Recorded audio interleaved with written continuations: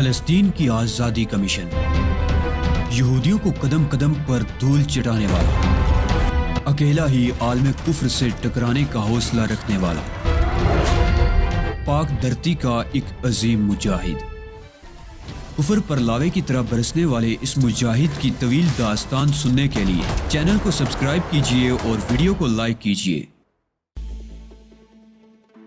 میرا خیال ہے میں لینڈ روور کو ان چٹانوں کے عقب میں کھڑا کراتا ہوں جو سامنے نظر آ رہی ہیں۔ رائفل وہ میں اپنے پاس ہی رکھوں گا، میں نے جواب دیا۔ میں لینڈ روور کو ان چٹانوں کی آڑ میں لے گیا جو یہاں سے تقریباً کوئی 250 گز کے فاصلے پر تھی۔ پھر میں واپس ڈریگی کے پاس پہنچ گیا اور میں نے بھی درختوں کی شاخوں پر ہی پناہ لی۔ کافی کا ترماس اور دوسری چیزیں میں اپنے ساتھ لے آیا تھا۔ کاش یہ لمحات کسی تفریحی پروگرام کے ہوتے، اس نے مسکرا کر کہا۔ میں نے کوئی جواب نہیں دیا۔ تحت نگاہ تاریکی پھیل گئی۔ صرف ڈلانوں پر موجود بستی میں کچھ مدھم مدھم روشنیاں نظر آئیں جو مشالوں کی تھی۔ پتہ نہیں اس آبادی کے لوگ کیسے ہیں، ان کے درمیان جانا مناسب بھی ہوگا یا نہیں، میں سوچتا رہا۔ ڈریگی سو گئی تھی۔ میں رائفل سنبھالے جاگتا رہا۔ ذہن میں خیالات کی برمار ہو تو پھر نیند کہاں آتی ہے۔ ویسے بھی ایلٹ کا تجربہ تازہ ہی تھا اور میری کوشش یہی تھی کہ میں جاگتا رہوں۔ ڈریگی کی طرف سے دل مطمئن نہیں تھا۔ وہ بہرحال ایلٹ کی ساتھی تھی اور یہ دونوں کردار اس صحرا میں مجھے خاصے پراسرار نظر آ رہے تھے۔ رات کا تقریباً 1:30 بجا تھا۔ چاند اپنی پوری آب و تاب کے ساتھ افریقہ کے پراسرار ماحول کو منور کیے ہوئے تھا کہ میں نے ایک سایہ اس درخت کی سمت آتے دیکھا اور رائفل پر میری گرفت مضبوط ہو گئی۔ ذہن فوری طور پر جھونپڑوں کے باسیوں کی طرف گیا تھا کہ شاید ان میں سے کوئی ہو، مگر دوسرے لمحے مجھے ایلٹ کا خیال آیا۔ ڈریگی کی حیرت انگیز پیش گوئی اس قدر جلد سچ ثابت ہو جائے گی، میں سوچ بھی نہیں سکتا تھا۔ آنے والا آہستہ آہستہ میرے قریب آ گیا اور میں نے اسے پہچان لیا۔ وہ ایلٹ ہی تھا۔ پھر وہ درخت کے بالکل نزدیک پہنچ گیا اور درخت کے تنے کی آڑ میں بیٹھ گیا۔ میں اسے دیکھتا رہا۔ پھر میں نے آہستہ سے ڈریگی کے پاؤں کو ہلایا۔ وہ ہوشیار نیند کی عادی معلوم ہوتی تھی، فوراً ہی جاگ گئی۔ میں نے اس کے منہ پر ہاتھ رکھ دیا تھا۔ ڈریگی نے عجیب سی نگاہوں سے مجھے دیکھا تو میں نے نیچے اشارہ کر دیا اور وہ شاید میرے اشارے کو سمجھ گئی۔ اس نے سرسراہٹ پیدا کیے بغیر نیچے جھانکا اور پھر دوسرے لمحے اس کے منہ سے مسرت بھری آواز نکلی، ایلٹ۔ درخت کے تنے کے پاس بیٹھا ہوا آدمی اس بری طرح اچھلا کہ توازن برقرار نہ رکھ سکا۔ وہ گرا لیکن پھر فوراً ہی سنبھل گیا۔ ڈریگی درخت سے نیچے اترنے کی کوشش کرنے لگی۔ ایلٹ نے اسے سہارا دیکھ کر نیچے اتار لیا تھا۔ او ڈریگی ڈارلنگ، تم یہاں پہنچ چکی ہو۔ میں وہ ایک دم خاموش ہو گیا۔ تب ڈریگی نے میری طرف رخ کر کے کہا، نیچے آ جائیے مسٹر وستونیا، ایلٹ آ گیا ہے۔ کیا وستونیا؟ ایلٹ متخیرانہ انداز میں بولا۔ میں مسکراتا ہوا نیچے آ گیا تھا۔ او مائی گاڈ، تم یہاں، تم دونوں، اس نے متخیرانہ انداز میں کہا۔ ہاں مسٹر ایلٹ، آپ تو مجھے تنہا چھوڑ کر چلے آئے تھے، لیکن میں نے آپ کو تلاش کر لیا۔ ایلٹ جھیپے ہوئے انداز میں ہنسنے لگا۔ پھر ڈریگی کی طرف دیکھ کر آہستہ سے بولا، تم ٹھیک تو ہو ڈارلنگ؟ ہاں، بس ایک گولی کمر کو چھوتی ہوئی گزر گئی تھی۔ اس کا زخم ذرا تکلیف دیتا ہے، ڈریگی نے بتایا۔ کوئی تشویش کی بات تو نہیں ہے ڈریگی؟ نہیں، زیادہ پریشان ہونے کی ضرورت نہیں، معمولی زخم ہے۔ مسٹر وستونیا، تمہیں کہاں سے ٹکرا گئے؟ یوں لگتا ہے جیسے صحرائے اعظم میں جڑی بوٹیوں کا متلاشی یہ شخص یہاں بھٹکنے والوں کے لیے ایک درویش کی حیثیت رکھتا ہے۔ مسٹر وستونیا، آپ نے سوچا تو ہوگا کہ کتنا ناسپاس آدمی ہے یہ ایلٹ بھی، کہ آپ کی مہربانیوں کے باوجود آپ کو دھوکہ دے کر اور آپ کا کچھ سامان لے کر فرار ہو گیا۔ لیکن آپ یقین کریں کہ صورتحال کچھ ایسی تھی کہ میرے دشمن اس علاقے میں پہنچ چکے تھے اور میری بو سونگتے پھر رہے تھے۔ میں آپ کو جگا دیتا، لیکن میں جانتا تھا کہ وہ لوگ آپ کو کوئی نقصان نہیں پہنچائیں گے، انہیں صرف مجھ سے ہی پرخاش ہے۔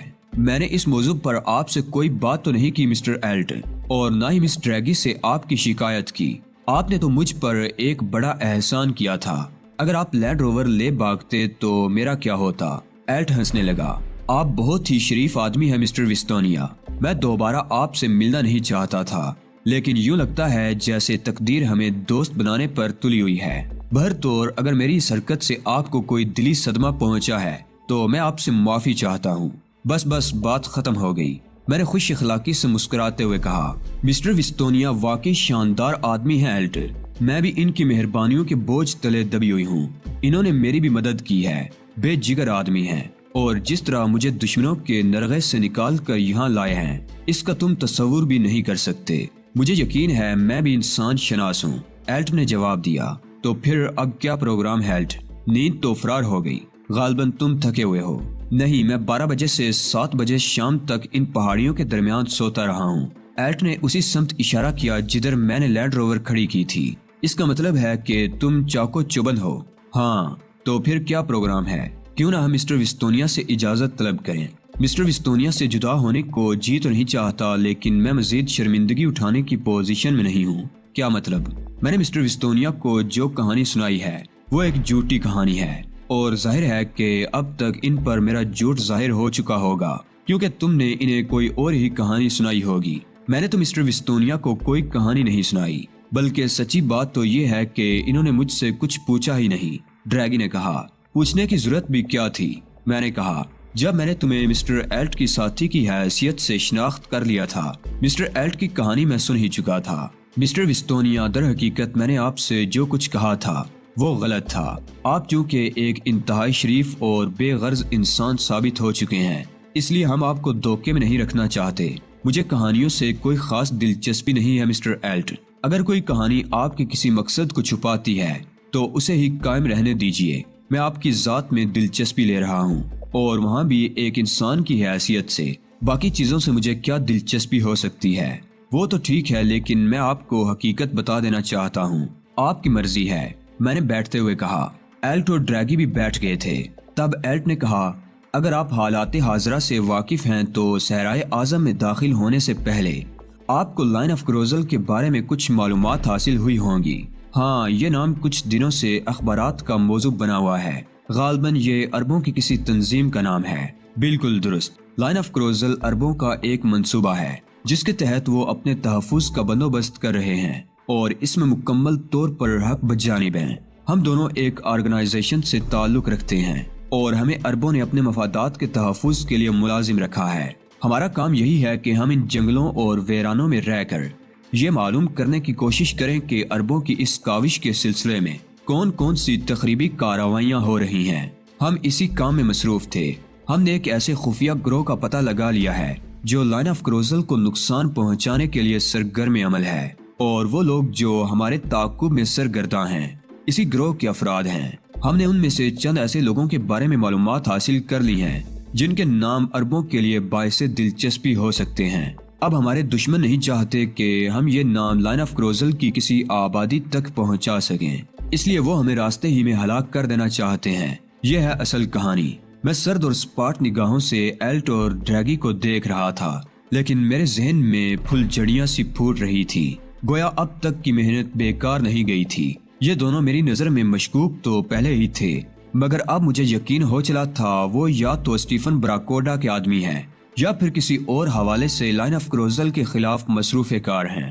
ایلٹ خاموش ہوا تو میں نے ایک گہری سانس لے کر کہا، مسٹر ایلٹ، آپ کا جو بھی مشن ہو اس سے مجھے کوئی سروکار نہیں۔ اس بات کو آپ نے تسلیم کیا ہے کہ میں نے صرف انسانی ہمدردی کی بنیاد پر آپ کی تھوڑی بہت مدد کی ہے۔ میں چاہتا ہوں کہ اب اپنے کام میں مصروف ہو جاؤں۔ ہم آپ کو کسی بات کے لیے مجبور نہیں کر سکتے مسٹر وستونیا، لیکن ڈریگی کا زخم مجھے تشویش کا شکار کر رہا ہے۔ میری کوئی بات نہیں ہے ایلٹ، میں ہر قسم کے حالات سے سمجھوتا کر لیتی ہوں، ڈریگی نے جواب دیا۔ بس تو ٹھیک ہے، آرام کرو ڈریگی، کل ہم یہاں سے آگے بڑھ جائیں گے، اور میرا خیال ہے مسٹر وستونیا آپ بھی صبح سے پہلے یہاں سے روانگی کا کوئی ارادہ نہیں رکھتے۔ ہاں، رات تو گزارنا ہی ہوگی، میں نے جواب دیا۔ تو پھر آپ آرام سے اپنے لیے کوئی جگہ منتخب کر کے سو جائیے، ہم لوگ آپس میں کچھ گفتگو کریں گے۔ میں نے درخت کی طرف قدم بڑھا دیے تھے۔ ڈریگی اور ایلٹ مجھ سے کچھ فاصلے پر جا بیٹھے۔ میں اپنی جگہ پہنچ کر لیٹ گیا، لیکن میں نے اپنے کان انہی کی طرف مرکوز رکھے تھے۔ وہ لوگ سرگوشیوں کے انداز میں باتیں کر رہے تھے، لیکن رات کے اس سناٹے میں انہوں نے اس بات پر توجہ نہیں دی تھی کہ یہ سرگوشیاں بھی واضح انداز میں میرے کانوں تک پہنچ سکتی ہیں۔ ایلٹ کہہ رہا تھا، ڈریگی، یہ شخص بے ضرر لگتا ہے، اگر ہم اس سے کچھ کام لے لیں تو کیا حرج ہے؟ اس کی شخصیت دوسروں کی نگاہوں میں مشتبہ نہیں ہو سکتی، ہم اس سے کیوں نہ فائدہ اٹھائیں، لیکن اسے کس طرح روکو گے؟ ڈریگی بولی، میرا خیال ہے صبح کو تم شدید بخار میں مبتلا ہو جاؤ، اس کے بعد اس بے وقوف کو متاثر کر لینا مشکل نہیں ہوگا۔ ہمیں ہر قیمت پر بنگانا پہنچ جانا چاہیے۔ اور اس سفر کے لیے یہی شخص ہماری مدد کر سکتا ہے۔ پوائنٹ پر پہنچ کر ہمیں کوئی خاص دقت نہیں ہوگی۔ اب تک جتنا وقت ہم ان کمبختوں کی وجہ سے ضائع کر چکے ہیں اسے کور کرنا ضروری ہے۔ اسے قابو میں رکھنا آسان نہیں ہوگا۔ نڈر اور باہمت آدمی ہے، کچھ اور کام بھی لے سکتے ہیں ہم اس سے۔ میرا خیال ہے مجھے صرف بخار ہی میں نہیں اس کے عشق میں بھی مبتلا ہونا پڑے گا، ڈریگی نے کہا اور ایلٹ اس کی تائید کرنے لگا۔ میں مسکراتا رہا۔ ان بے وقوفوں کو کیا معلوم تھا کہ خود میں بھی یہی چاہتا ہوں۔ ان کی گفتگو سے اندازہ ہو گیا تھا کہ وہ میری لا علمی میں غائب ہونے کی کوشش نہیں کریں گے۔ لینڈ روور کی چابی میرے پاس محفوظ تھی، اس لیے میں نے سوچا کہ کچھ دیر سو جاؤں۔